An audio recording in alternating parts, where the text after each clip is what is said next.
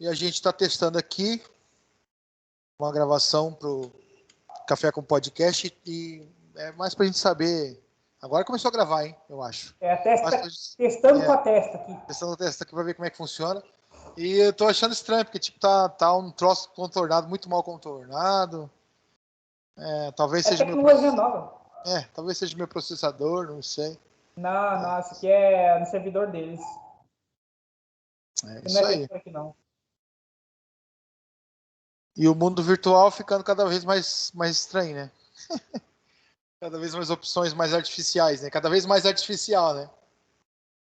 A gente vai ficando cada vez mais artificial. Sabe, né, que os caras querem fazer aquele esquema, né, que o de você responder um questionário gigante lá sobre a vida, e aí eles criarem um modelo seu virtual para quando você falecer, as pessoas poderem... Isso já é antigo. Mas é um negócio que deixa uma realidade alternativa muito estranha, né? Porque, tipo, isso é muito complexo. Mesmo que você responda 1 milhão de perguntas, né? Hoje você responde de um jeito, amanhã você já não vai responder igual, entendeu? Interessante. O ser humano, ele é muito mutável, muito...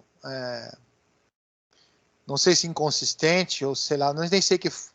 Porque hoje, se você tiver, tipo, com astral alto, você faz algumas concessões que você não faria se tivesse com astral baixo. Não era para ser, né? Mas é assim. Né? Tipo... Fazer um exemplo idiota aqui, tipo, você passa pro cara, você tá feliz com a vida, o cara te fala bom dia, opa, e aí, bom dia. O cara passa e você tá de mau humor, o cara passa bom dia, você, e aí? Tá ligado? Esse é só um princípio, né? Mas tem coisas bem piores, né? Dependendo da pessoa também, as pessoas são... Porque tu vê, como que as pessoas caem nesses... um amigo meu acabou de cair no esquema de 3 mil reais, um cara ligou pra ele como se fosse o filho dele, desesperado, se dando problema do banco. O cara tinha feito uma conta pirata com o nome do filho dele, tudo arquitetado, né? Porque o cara perdeu um tempo, o cara deve ser uma quadrilha, né? O cara perde muito tempo pegando várias famílias, assim. Aí o cara ligou pra ele, passou o número do banco, pai, preciso acertar agora isso e tal, e não sei o que, depois eu te conto, tô num problema sério aqui, pai, não sei o que, ele preocupado, ele, não, mas não dá, pai, tem que pagar agora, não sei o que, papá. Vou mandar o número da conta, ele conferiu o número da conta, realmente, quando ele clicou lá no negócio lá, do Pix lá, apareceu o nome do filho dele, tudo certinho, era um Pix falso, cara. Aí ele deu um Pix lá e não era o filho dele. E, tipo, isso é só uma das coisas dos golpes, né? Mas isso tem a ver com o que eu tô falando, né? Que a pessoa é muito inconstante e tem uma variação tão grande de respostas que tem gente que se dá bem de maneiras tão absurdas, né? Com um número gigantesco de pessoas que eles tentam pegar, eles acabam pegando, né? Tem aquela que ele fala assim, você ganhou 200 mil reais num ratinho, não sei o que, papapá, pra gente fazer a transferência, a gente precisa de um sinal de você de 400 reais. O cara vai e deposita 400 reais esperando que vai receber lá o dinheiro, mas né, não tem muito nexo. Se você parar para pensar friamente, não tem nexo nenhum. Mas o cara engrupe pessoas que não param para pensar, né? Eu, uma vez, o meu ex-cunhado caiu nessa da corrida de cavalo lá do ratinho lá, e veio todo contente tal, que tinha ganhado 100 mil reais para mim e tal, e morava ali no Seu Leste, né? Aí ele falou assim, só achei uma coisa estranha, cara, mas vamos ligar pra ver. Ué, eu joguei pra janeiro, era dezembro, tá ligado? Joguei pra janeiro e já ganhei, mas vai ver que tá errado isso aqui. Eu falei, como errado, cara? Se sorteio em janeiro, é só em janeiro. Não, eu ganhei, vamos tentar receber esse dinheiro, eu te dou aí uns 2 mil reais, não sei o que, papapá. Eu falei, mano, você tá com cheiro de golpe. Aí liguei. Aí o cara já me atendeu. Eu não sou, nem posso ser, né? Porque eu sou filho de estrangeiro, né? Meu pai é estrangeiro. Mas assim, tipo, foi muito estranho, né? Que o cara me atendeu assim, SBT, Sistema Brasileiro de Televisão. Aí eu falei, olha, eu me passei pelo meu cunhado, meu ex-cunhado. Falei assim, olha, eu veio uma mensagem aqui para mim, um SMS para mim, dizendo que eu ganhei aí nas corridas de cavalo do Ratinho. Deve ter ganhado sim, me passa aí. Você recebeu alguma senha? Claro, já sabia, né? Aí passei o número da senha para ele, tudo cagado assim, sabe? Que já me liguei na hora, que veio com aquele sotaque, falei, mano, para aí, né? Aí eu falei o número tudo errado lá, cara. Falei dezenas, tudo a mais e tal, e o cara mesmo assim, o cara ganhou, ganhei. Aí o cara, agora vamos fazer aqui, você pode ir no banco, que a gente vai fazer a transferência agora. Eu falei, mas se você vai fazer a transferência, por que precisa ir no banco? Aí já começou a ficar bravo, tá ligado? Você trabalha para SBT, cara, você não pode ficar bravo comigo. E o meu ex-cunhado do lado, assim, cara, já chacoalhando a cabeça, brabo, né, cara? Aí já ele viu que tinha caído no golpe, né? Mas eu suei um monte. Falei, não, peraí, que eu tô indo no banco, peraí. Aí levei um tempinho, né? Pronto, tô aqui na caixa. Pô, tão rápido assim? Tão rápido assim, foi, macho. Falei, sim, pertinho de casa aqui, pô, 2 quarteirão. Aí ele falou, tá. Aí ele foi falando, agora você bota a conta tal, não sei o que, foi falando. Ele fez eu ir lá onde você deposita o dinheiro, tá ligado? Eu falei, mas você tá me conduzindo pra eu fazer um depósito. Ele, não, calma, você já vai entender. Agora tu tem que fazer um sinal pro SBT para pagar as taxas de transferência de R$ 400. Não, primeiro era de R$ 1.000. Eu falei, não, mano, eu não tenho R$ 1.000, cara. Não tenho R$ 1.000. Não, R$ 400 então, R$ 400. Aí eu falei assim, então tá, quanto que eu ganhei mesmo? R$ 100.000, você foi contemplado. Eu falei, então, tu tira 400 desses 100 mil aí, pode descontar aí que eu garanto. E comecei a rir, cara. Ficaram putos, né, cara? O cara ficou muito bravo. Você tá brincando, eu posso lhe processar. Falei, então processa, miserável. Porque isso é tudo mentira, seu podre. Aí comecei a rir, né, cara? Mano, vou desligar que eu já gastei telefone demais com você já. E o cara me xingando, cara. Ou seja, né, cara, claro, isso foi real, tá? Isso eu tô tirando sarro aqui, mas foi realmente. Eu brinquei mesmo com a cara do cara, aconteceu mesmo. Mas assim, isso prova a inconstância do ser humano, né? O ser humano, ele ao mesmo tempo que nós somos seres muito inteligentes, capazes de criar a internet, né? Capazes de mexer com física quântica agora, ao mesmo tempo, né? O inverso também é verdadeiro, né? Pessoas que caem em golpes, que jamais cairiam, né?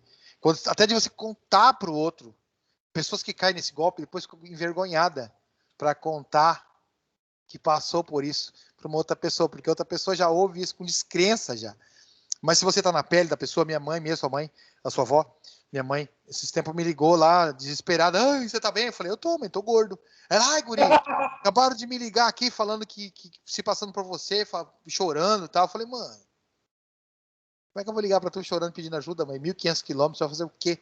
Vai pegar uma bicicleta e sair correndo, me salvar? Né? Que a minha mãe mora lá no Pantanal, né? Nossa terra. Aham. E aí a minha mãe caiu, cara, no golpe. Ela chegou a pensar que era eu mesmo. O cara chorando lá, pedindo pra ajudar, que tava com a arma na cabeça, pedindo pra mandar um dinheiro pro cara. Aí a minha mãe quase mandou mesmo. Mas a minha mãe pegou e teve a ideia de me ligar. Não falou pra ele que ia me ligar, pegou e me ligou de cara. Se ela falasse, ele inventar alguma desculpa, era perigoso ela cair, porque você tá naquela angústia, é teu filho, Fica né? bem fácil fazer um monte de treta. Mas tem gente que vive disso, cara. Eles tentam sem parar o dia inteiro. Imagina, ligando pro Brasil inteiro, quanto eles ganham? Quanto eles acabam angariando com isso aí, né, cara? E aproveitar, né, que a gente tá fazendo esse teste, nós não vamos usar esse sistema aqui, não. Era só um teste que a gente tá fazendo, aproveitar e postar aqui. Como que a filosofia lida com essas variáveis humanas aí? Tem alguma parte da filosofia? Na verdade, a gente tem a. Bom, acho que a gente pode trazer a ontologia, por exemplo. A ontologia, fala sobre a divisão das entidades, né, que existe no universo. Aí, Ah, dentro dessa filosofia, a gente tem as categorizações, né, que é, por exemplo, como que o ser humano existe. Né? Será que ele, a entendimento do ser humano, de alguma maneira, compreende bem mesmo a sua própria existência? Ou ele é capaz, biologicamente, de compreender o mundo dos objetos, mas ele em si, a sua própria existência, ele tem algum tipo de dificuldade de reconhecer como, inclusive, um dos objetos do universo?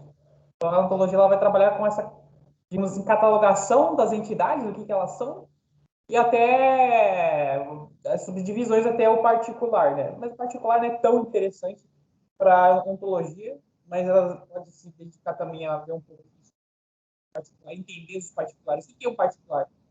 Você, aqui na minha frente tem um teclado, você quer um teclado em particular. Um teclado em particular. Isso. sim.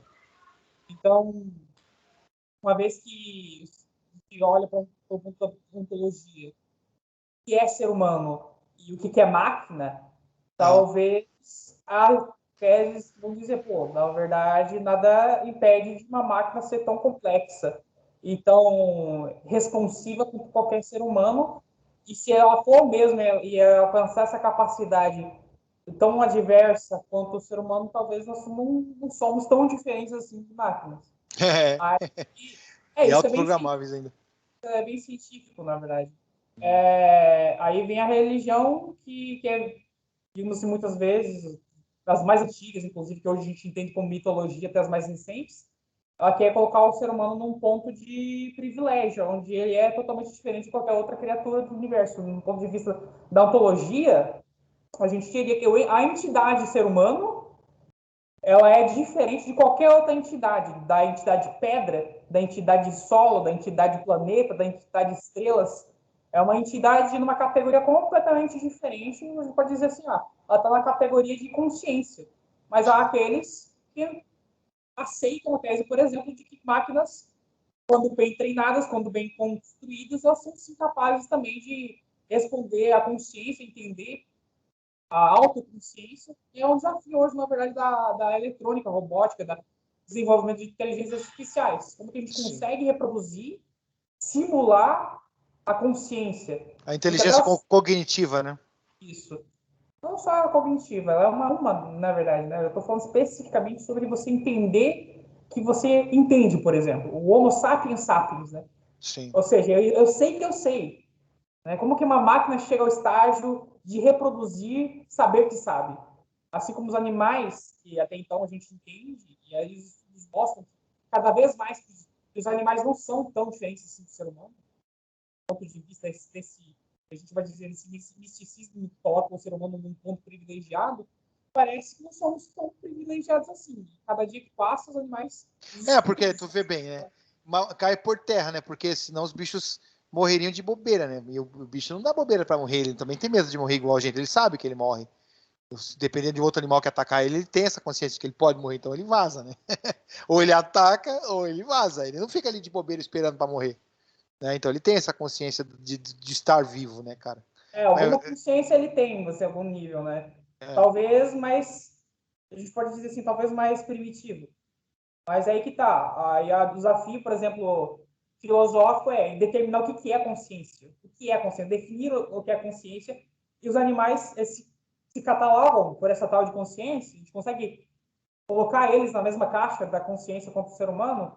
E aí a outra questão, a gente consegue colocar as máquinas nessa mesma caixa. E hoje é uma coisa que está em disputa. Teóricos disputam a definição de consciência, assim como teóricos que disputam se os animais e as máquinas podem ser colocados nessa mesma caixa. O que eu acho é que o que o homem ainda vai se conscientizar, e isso as máquinas talvez até vão ajudar, é o quanto vale uma vida humana, porque todo mundo falar é fácil, dizer, não, a vida humana vale um monte e tal, mas você vê que, não, na realidade você vê que a vida do ser humano vale na teoria, mas na prática, né, a corrupção, o poder ainda impera, tem muita coisa ainda que vai...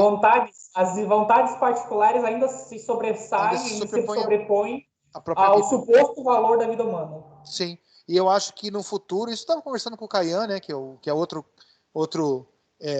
que é daqui dos nossos podcasts, né, meu outro filho, irmão do Kio, que o ser humano vai num futuro breve, deixa eu só responder aqui rapidinho, o ser humano vai num futuro breve entender o que realmente vale a vida humana, né? É engraçado, você pode tirar isso, por exemplo, as abelhas, né? É fato que se você acabar com as abelhas de uma vez, se isso acontecesse, né? É muito difícil, mas pronto, não existe mais abelha no mundo.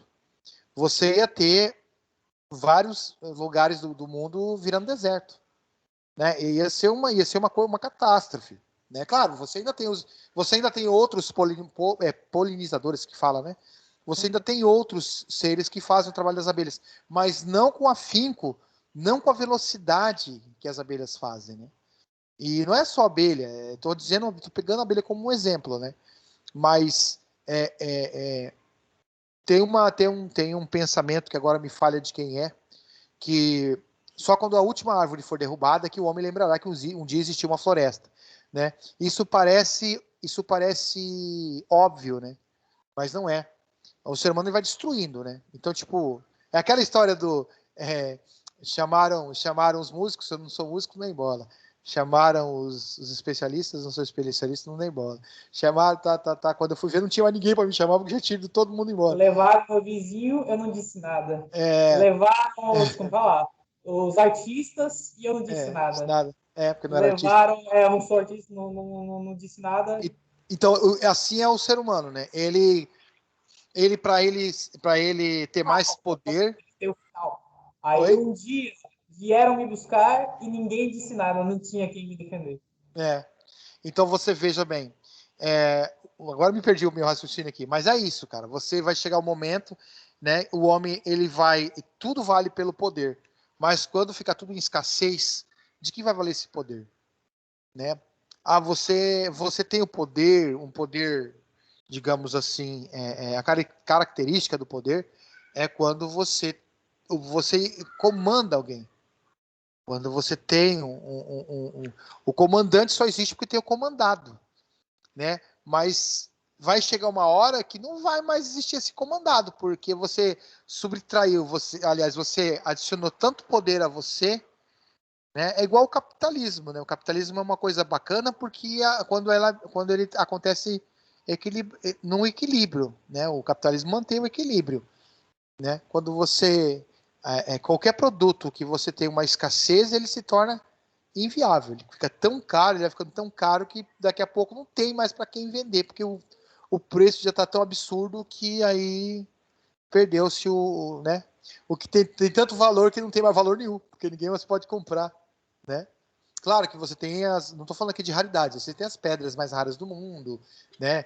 Tem agora aquele torrão de pedra cheio de cravado, pedras preciosas nele, que o cara que comprou ele não teria, teoricamente, não teria para quem vender essa pedra, né? Ela tá num valor tão grande hoje que hoje não existe ninguém para comprar ela. Ou seja, você teria que abrir concessões, fracionar essa pedra, para daí você conseguir lucrar alguma coisa. Então, é esse ponto que eu quero chegar, né? É o que aconteceu, tirando as diferenças, é o que aconteceu, por exemplo, com o poder romano, né? O poder romano ele foi adicionando tanta coisa que chegou num momento que ele estava tão grande que ele começou a se perder nele mesmo. Você já não tinha Foi mais ineficiente, causou conflitos internos. Sim, E ficou inviável conseguir comandar ficou inviável o imperador, da onde ele estava, conseguir comandar as bordas, os pontos mais longes. Porque não Exatamente. tinha capacidade de comunicativa para isso. Enquanto isso, aconteciam conflitos fora do conhecimento, fora do controle dele, e isso foi o que derrubou o Império Romano. Exato. Então esse é meu ponto. É a pedra tão preciosa, tão valorosa, a ponto de não ter mais para quem vender. Você morre agarrado com essa pedra, né? É uma aposta que ele fez, né? É uma aposta e isso acontece constantemente com todo aquele que busca o poder, né? E eu acho que o ser humano ele vai chegar num momento que ele vai ou ele ou as máquinas vai entender que as guerras elas prejudicam mais do que custo-benefício é muito ruim de uma guerra. Porque você elimina a civilização. É aquela história do argumento egoísta para um mundo melhor, onde é muito mais viável para todo mundo, muito mais útil para todo mundo, é muito mais vantajoso para todo mundo que a gente cresça a torta para que cada um que pegue um pedaço maior.